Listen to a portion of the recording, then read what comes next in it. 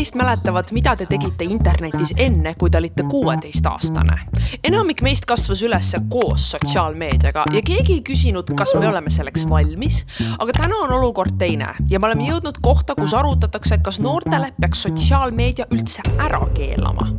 Millised need 14 ja 15-aastased siis on, keda keelata tahetakse? Kas Snapchat on in või mitte? Mis sinu screen time on? Mul on vabandused. Kui täna see bänn hakkaks Eestis kehtima, mida te üldse teeksite? Sellel on kindlasti hästi palju plusse ja miinuseid, et Okei, mida ma nüüd teen? Vist istuks toas. ma arvan, et ma hakkaks rohkem tegutsema maja peal ringi. Ema vaatab, kohe hakkaks kohe maja peal tegutsema. Ja kuhu poole kalduvad meie poliitikud, kes lõpuks selle otsuse teevad? Hoidke oma veip ja prillid ja lähme uurime välja.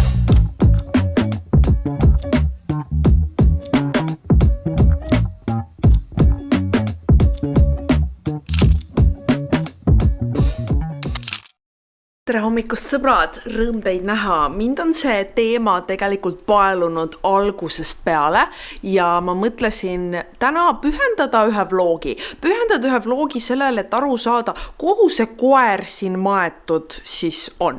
Kuid enne veel, kui asja juurde lähme, loomulikult üks tass kohvi, kulub hetkel ära, võib-olla isegi 2. No nii, ja nüüd, kui me oleme vaikselt kütust paaki laskmas, räägime asjast. Kõigepealt väikene taustalugu, kui teie seas on neid, kes absoluutselt ei ole asjaga kursis. Eelmise aasta lõpus hakkas siis Austraalias sotsiaalmeedia platvormidel kehtima vanusepiirang, mis siis keelab alla 16-aastastel sotsiaalmeediakontosid omada. Ja selle peamiseks põhjenduseks oli soov kaitsta noorte inimeste heaolu ja Aussi eeskujul on see nüüd siis ka riburada pidi jõudnud see mõte Eestisse. Ka mina tegin esimese hooga TikToki ja Instagrami postituse sõnumiga, et sisuliselt see on siuke plaaster kuulihaavale situatsioon ja et see keelt sellisel juhul on absurdne. Absurdne on kujutada ette, et see nagu struktuurselt mingit probleemi muudaks. Ja jäin muuhulgas ka siis suure laviini vihaste kommentaaride alla, mis ütleb mulle ainult üht. Teema on tuline. Nii et ma pakuksingi teile välja väikese rännaku tänases videos. Läbi selle teema alustades siis noortest endast. Nendest 13 või 14 või 15 aastastest noortest, keda siis see keeld reaalselt puudutama hakkaks. Meile tuleb esimesena tegelikult mulle siia täna külla meie esimene noor inimene siin videos siis, kelleks on tegelikult Heleriin, 15-aastane Heleriin, muuhulgas tuntud ka kui Hensukusta õde. Ma olen väga kahtleval positsioonil, et ma isegi teda niimoodi tutvustan, sest mind on põhjalikult informeeritud, kui ebameeldiv see võib olla, kui sa oled kellegi tuntud inimese noorem õde või vend ja siis kogu aeg sind kutsutakse nii, aga Heleriinude Hensu vlogidest tõenäoliselt. Kõige tõenäolisemalt olete näinud ja teate. Tema tuleb meile kohe külla. Esimese asjana peaks panema vist midagi esinduslikumat selga, sest hetkel mul on siis minu tavapärane ülikond või tähendab siis koolivorm. Mina mõtlen, paneme midagi esiteks ilusamat, vabandust, mul siin linad kuivavad väga esinduslik. Ma panen magamistoukse kinni, kui nad tulevad. Mis ma panen selga, et olla riietatud kui enda vanune, aga võib-olla ka natukene sulanduda noorte sekka. Kas sul see maasikaga bluus? Maasikaga bluus läks haisema. Maasika bluus. Mis me siis võiksimegi nagu siis panna? Ma vaatangi nüüd teie poole seal kaamera taga. Võib-olla siis mõni kamps on. See punane on nagu siuke... Punane on stiilne või? Või sinine. See muster on ju kõige popim muster. On või? Ei ole või? See on ju natuke raamatukogu tädi. Eriti. Tead, miks mulle meeldivad veel prillid? Kui ma kohtun inimestega, kes ei ole mulle väga lähedased, siis mul on tunne, et see on barrier meie vahel. Siin on mul aega mõelda oma mõtteid ja endale anda ruumi ja siis kõik muu on väljaspool. Seepärast mulle väga meeldib kanda prille niisama ka. Ütle, kui oled valmis. Jaa, mida alustada? No esiteks, suured tänud sulle, Heleriin, et leidsid aega minu kodust läbi astuda. alati. Mis platvormidel need noored siis tänapäeval suhtlevadki, kas Snapchat on in või mitte? Ikka in. On in või? Ikka veel. No mina igastahes kasutan ja mu sõbrad ka, kõik, keda ma tean, kasutavad. Oled sa ise mingisuguseid sotsiaalmeedia paaste või sotsiaalmeedia vabu päevi ka ette võtnud eesmärgiga, et seal vahepeal natuke eemal ka olla? Ma alles installisin endale sellise äpi, Opal. See paneb mul iga päev 8 tundi niiviisi ma ei saa minna TikToki ega Instagrami. Ja kas toimib? Ja no pigem on, ma ikka võtan vahel seal breike ja niiviisi tulen koolist koju, olen väsinud, tahan vaadata natuke TikToki. Natuke TikToki. Uuel aastal võtsingi selle otsuse, et olen vähem telefonis, et proovin keskenduda enda elule, tantsule ja nii edasi. Kui nüüd täna Eestis kehtestaks, et alla 16-aastastel on keelatud, et sina rohkem TikToki ega Instagrami ei saaks. Mis sa arvad, mis sa teeksid siis? Ma arvan, oma eluga. Päris raske, sest et nagu ma arvan, et ma hakkaks rohkem tegutsema maja peal ringi. Võib-olla ma ei luba midagi, kui pärast keegi võtab telefoni ära ja ütleb, et nüüd mina tegutsen. Ema vaatab kohe, hakkaks kohe maja peal tegutsema. Oota, kohe võtame, paneme siis kohe käiku selle keelu. Või ma läheks arvutisse ja sealt prooviks kuidagi. Sa saad kasutada ID-kaarte, mingi vanemate ID-kaarte ja panna, et sa oled tegelikult 18. Minul on ju konto saanud seda age restrictionit või seda ja siis ma olen kogu aeg olnud nagu ema, tule siia, ema, vaata nüüd, vaata paremale, vaata vasakule, oota, kus su ID-kaart on? Mis sinu screen time on? Palju on siis sinul? Mul on 8 tundi, aga mul on vabandused. Ma isegi ei jälgi TikToki. Ma panen kõrvale selle sinna kuskile kõrvale ja siis teen omi asju. Et lihtsalt TikTok mängib kõrval nagu taustaks? Jaa, taustaks. Aga mille jaoks, kui sa seda ei vaata? See on nagu mingil põhjusel või? Ei no, ma kuulan neid ja siis teen, ma ei tea, meiki hommikul või koristan või mis iganes. Ja kui palju sellest 8 tunnist see TikTok ja Instagram sul seal oli? Vaata, ma olen nagu, kui palju sul seal siis? Tund aega. TikTok oli kui palju? 3 tundi ja 46 minutit. Seega põhimõtteliselt siis ainult 2 korda kauem kui minul. Jah. Ja sul ikka natuke oli. Mul ikka on, aga see on see, et ma vaatan hommikul ja siis tuleb kool peale. Siis läheb see äpp, mis sul blokeerib. Ja siis läheb äpp, vahel võtan breikse ka seal vahel. Aga see on pärast kooli. Ja siis õhtul ma hakkan omi asju tegema ja siis ma panen TikToki mängima kõrvale ja siis mulle meeldib kuulata. No nii, kätte on jõudnud uus päev. Meile on jõudnud vlogi uued noored. Seekord mitte minu kodus me ei ole, vaid minu sisuliselt teises kodus. Epic Studios ikkagi veidike professionaalsem kui oma kodudiivanil. Tere tulemast! Tere! Väga hea tere, kiidab selle eest. Ja lähmegi kohe edasi. Räägime siis sellest sotsiaalmeedia keelust. Kusjuures, kui mina olin 15, ma tegin oma kanalile video, et proovin olla 4 tundi ilma telefonita. Ma nagu lülitasin üldse telefoni välja. Kell on 11, ma täpselt ei tea, sellepärast, et mul pole oma telefoni. Ma teen siis digital detoxit ehk digitaalsed detoxid ja nüüd mul pole mitte midagi teha, nii et ma reaalselt lihtsalt istun ja hakkan pannkooki sööma, sellepärast, et mul pole snappe, mida vaadata. Muidu ma snapiksin, mul pole Insta vaadata, mul pole videod vaadata. Ma pean rääkima teile Snapchati olulisusest. Snapchat on mu main suhtlemisplatvorm. Ma snapin kõigest kogu aeg. Ja nüüd ma ei saa snappida, ma nii harjunud, et kõik snappivad mulle kõigest ja ma snappin kõigile kõigest ja ma olen harjunud inimestega kontakti hoidma. Nüüd mul on siuke tunne nagu ühtegi inimest ei eksisteeri ja ma olen kaotamas oma mõistust. Ja ma seal videos ütlesin, et mul on tunne, et telefonis olemine on nagu inimõigus. Mul on siuke tunne, et see on nii suur osa minu elust, et kui seda enam ei oleks, mida ma nüüd üldse oma eluga teen. Mis te arvate, kui täna see bänn, või ütleme siis homsest, hakkaks Eestis kehtima, siis mida te üldse teeksite? See oleks suhteliselt hull. Nõustun. Ka minu jaoks oleks suhteliselt hull.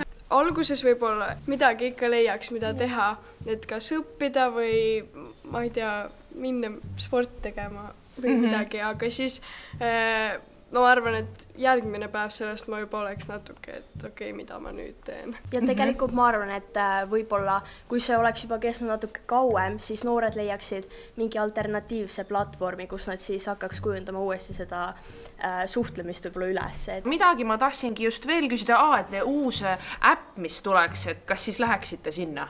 Või järgiksite reegleid? Ma arvan, et võib-olla alguses arutleks sõpradega. No küll siis vaatab, et kui paljud inimesed sellega kaasa lähevad, sellepärast, et ega ilma ju üksi ei taha jääda kõigest. On see keeld siis hea mõte või mitte? Näiteks ma usuks, et vanematele päris hea mõte tundub.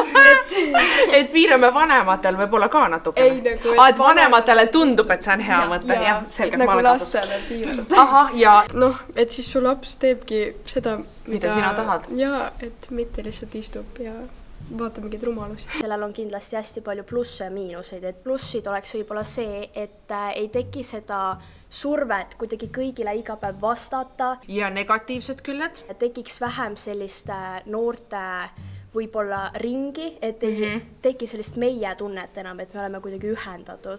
Et võib-olla siis tekiks võib-olla veidi üksikum tunne ja natuke eraldatud. Suured tänud, et te tulite oma mõtteid jagama ka, te olete niivõrd ägedad noored näiud ja nii hästi räägite. Ja viimaseks on meil siia diivanile saabunud noormees Jakob, tere! Tere! Alusta sellest, kui vana sa oled ja mille jaoks sa sotsiaalmeediat üldse kasutad? Ma olen 14 ja ma vaatan selliseid väga palju siis outdoor stuffi. Ma ei tea, kuidas teha nugasi ja mis on kõige paremad noad ja 2 aastat tagasi ma ei teadnud mitte midagi sellest outdoor värkist, aga tänapäeval ma tean nii palju asju. Ma tean, kuidas reaalselt jäävihmas teha lõket, ma tean, mis vahet on Scandi grindil ja ma ei tea, mingi teisel grindidel. Ma tean, mis vahe on folding blade'idel ja nendel nugadel, mis vaata ei käi kokku. Sellise asju. Mis sa siis sellest mõttest arvad, et võiks alla 16-aastastele selle asja ära keelata? On see sinu meelest hea või halb mõte?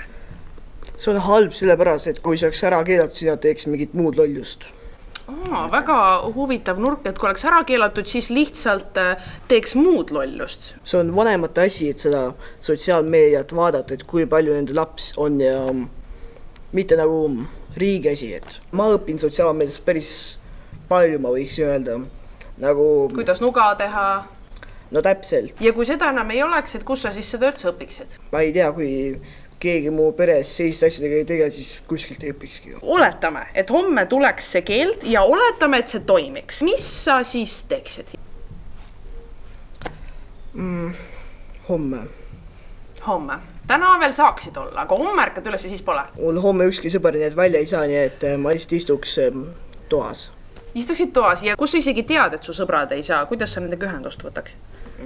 Telefon. Okei, telefon siiski säilib. Vaata, ammustasid läbi. Aga mis tunne sul siis oleks? Siin kurb, kui ma ei saa vaadata neid asju. Koolis meil juba on nüüd see telefonikeeld vahetunni ajal. Siis põhimõtteliselt, ma ei tea, väga kaootiline. Mina ütlen sulle suured tänud. Aitäh. Okei. Vahetame korraks käiku. Ma üldse ei taha, et selle video sees jääks varju see sõnum, et loomulikult peaksime me kõik aktiivselt pingutama selle nimel, et me veedaksime vähem aega ekraanide taga, vähem aega sotsiaalmeedias ja sisustaks oma aega teiste tegevustega. Ja ma ei mõtle lihtsalt seda, et mine õue. Loomulikult hea on minna teinekord õue, aga ma mõtlen ka nendel hetkedel, kus sa ei jaksa teha midagi muud, kus sa lihtsalt lamad ja muidu oleksid TikTokis või YouTube'is. Kes tunnevad mitte lihtsalt Mariat, aga Maria, väike vanainimene Rannavälja, siis te teate, et üks minu lemmikviise sisustada aega on laupäeva hommikul kohvi kõrvale võtta kätte mõni ajaleht või ajakiri. Püsida endiselt sündmuste keerises. Minu jaoks ei ole midagi paremat. Ma tõesti, ma olen suur fänn. Lubage mul teile tutvustada täna muuhulgas ka Maria ajakirjade menüüd, ehk mis see need väljaanded, mis minul kodus käivad ja millistel puhkudel, milliste tujudega mina neid loen ja arvan, et sina peaksid ka. Suur aitäh ka sirvi.eu lehele, kes siis on minu pikaaegne toetaja, kes toetab minu sisu. Nagu te näete, mul on isegi Sirvi terve stend kodus ja kes varustab mind kõige värskemate ajakirjade ja ajalehtedega. Number 1 on meil loomulikult Vogue. Siin on rohkem see vibe, et mul on käes Vogue. Kuivõrd, et ma alati leiaksin siit midagi elu muutvat, mida lugeda, aga ma ei saaks rääkida ajakirja hobist, kui ma ei räägiks Vogue'ist. Ma olen nii nunnuallis nädalavahetusel, las ma vaatan, mida kõneleb Vogue. Üks minu lemmikuid ajakirju loomulikult Anne ja Stiil. See on nende kõige värskem number, kus neil siis ühte kaanestaari ei olnud, aga neil on tavaliselt samamoodi üks kaanestaar, kelle järgi ma suht sageli ka numbri valin. Ja ma nii armastan seda tervikkogemust, seda, et ma võtan ajal ette. Ma loen, mida peatoimetaja see kuu arvab. Ma näen, mis on moes. Mitte sellepärast, et ma kavatseksin kuidagi neid järgida, on ju. Mulle meeldib vaadata, kas ma olen juhuslikult moes. Üks mul lemmikuid väljaandeid, mida ma kõigepealt ühes kohvikus ja siis Sirvi vahendusel nägin, on Breathe. Ta on täiesti unikaalne ajakiri. Siin on märksõnad ka well-being, mindfulness, loomingulisus, escape. Ma isegi ei oska panna mingit ühte nagu sükest vihmavarju terminit sellele ajakirjale. Selle ajakirja kujundus on tehtud Gen Z-le. Ma arvan, kui ma soovitaks ühte ajakirja teile, mida ma julgeks nagu arvata, et kindlalt meeldib. Ma arvan, et see on Breathe ja neil on isegi teismeliste versioon. Cozy activities, mida teha? Ja see minu meelest läheb nii hästi kokku selle mitte telefonis olemisega. See ajakiri nagu ongi see. Ja viimasena minu menüüs on ajakiri nimega Edasi. Ma ei tea, kui paljud teist on sellest midagi kuulnud. Ise need nimetavad ennast innustavaks ja harivaks ajakirjaks. Seda ma loen siis, kui ma tahan tunda, et ma olen tark. See ilmub kord kvartalis. Kõik relevantsed asjad, mis on selle kvartali jooksul olnud relevantsed, saavad siin põhjaliku käsitluse. Siin on kolumnistid, kes kirjutavad, siin on intervjuusid, siin on arvamuslugusid, analüüse. Ma pean tõdema, ta on selline, ta on see, kus sa loed.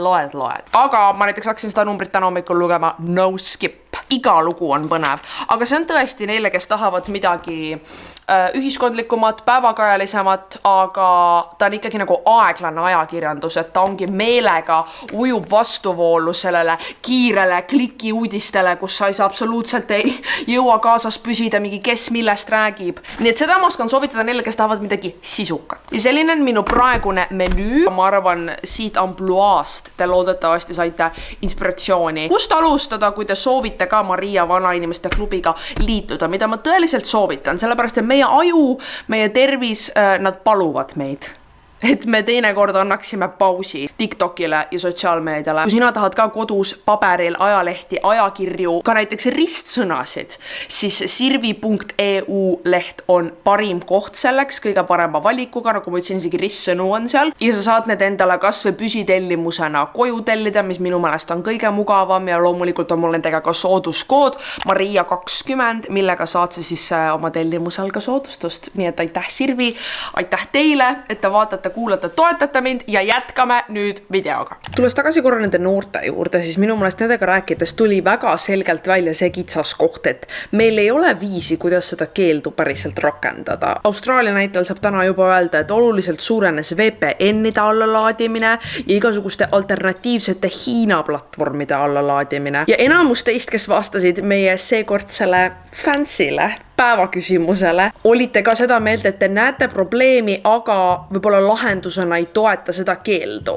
Kuigi oli ka neid, kes ikkagi toetasid ja ma võin teile kinnitada, sama seis valitseb meie poliitikute seas, kes siis peavad otsustama, mida edasi teha, kas üldse midagi edasi teha. No nii, oleme täna tulnud muuhulgas ka Riigikokku, kus siis kohtub täna sotsiaalmeedia kahjulike mõjude leevendamise toetusrühm, selline pikk nimetus, ehk teisisõnu lihtsalt öeldes suured inimesed, kes on selle teema ette võtnud ja kes otsustavad, mida edasi peaks tegema. Teil on seal toetusrühmas ka mitme erakonna esindajad koos, eks ole. On teil ka tekkinud, ma mõtlen nagu maailmavaatest tulenevaid erinevusi? Loomulikult on neid, kes ütlevad, et me ei peaks rääkima keeldudest, me peaks rääkima pigem erinevatest lahendustest, mismoodi ja kuidas võiks noortele siis olla ohutum sotsiaalmeedias käia, ohutum internetis olla, aga seal lähevad arvamused juba lahku, et on neid, kes ütlevad, et mingeid muid lahendusi ei ole, tuleb keelata, piirata, nii nagu Austraalia, ja on siis neid, kes ütlevad ikkagi digihügieen, me peame veel proovima ühte, teist, kolmandat. Räägitakse, et veerand lastest kasutab nutiseadmeid ja sotsiaalmeediat problemaatilisel viisil.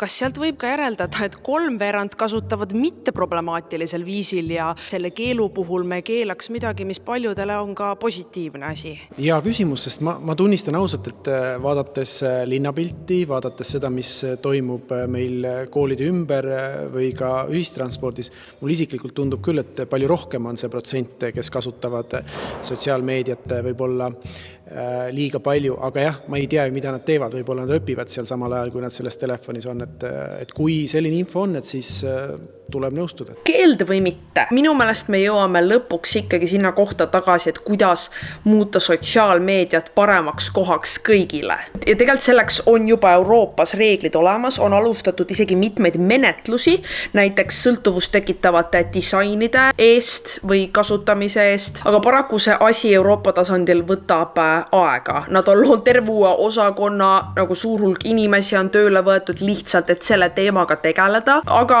igasugune piiramine, reeglid peavad ka hoolikalt olema läbi mõeldud. Ma ei tea, kui me näiteks räägime sisu piiramisest, kes siis otsustab, milline sisu on sobiv või ebasobiv, et seal on päris palju halli ala, aga hea uudis on see, et on ka asjad, mis on selgelt ebaseaduslikud, selgelt ebaeetilised ja nendega tegeletakse. Meil on isegi Eestis TTJA, kes selle eest meil siin Eestis vastutab, kes annavad endast parima, minu meelest liiguvad väga õiges suunas, aga on siis oma võimete piirides tegutsevad, kui nii võib öelda. Need ressursid, mida Eesti on sinna võimeline hetkel panema, ei ole minu hinnangul piisavad. Lisaks mitmetes asjades me peame jälgima ka seda, mida teeb Euroopa, aga ma arvan, et tööriistad on mingil määral olemas. Nüüd on lihtsalt küsimus, kui oluliseks me riigina seda ise peame, kui palju me oleme nõus sinna jõudu juurde andma. Seega eks näis, kas Euroopa tasandil me suudame ennast kehtestada, suurtele platvormidele hambaid näidata või tuleb ikkagi bänn, ma ei tea, ennustage, mis teie arvate, mis saab? Ma saan aru, et on hulk inimesi, kes nagu ilgelt tahaks selle bänni ära teha ja siis oleks nagu hea näidata, et me tegime midagi. Ja jumal teab, võib-olla see toimib, võib-olla on nii palju noori, kes ütlevad, et issand, jah, palun võtke mult ära. Ja kui see on nii, siis mina ei ole see, kes paneb kätte ette. Kokkuvõtliku seisukohta on raske võtta.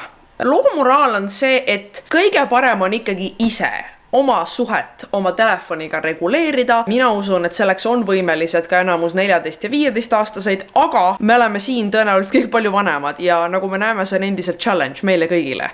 Nii et sellel toonil on käes nädala lõpp, mina lähen nädalavahetusele, samuti sõbrapäeva nädalavahetusele või kui te vaatate seda, siis see on juba läbi. Lähen õue, naudin nädalavahetust, tõmbal endal ka juhtme seinast välja.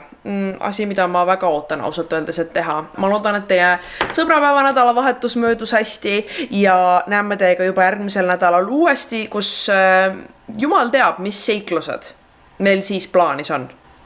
Mina tegelikult tean, nii et näeme järgmisel nädalal. Tšau!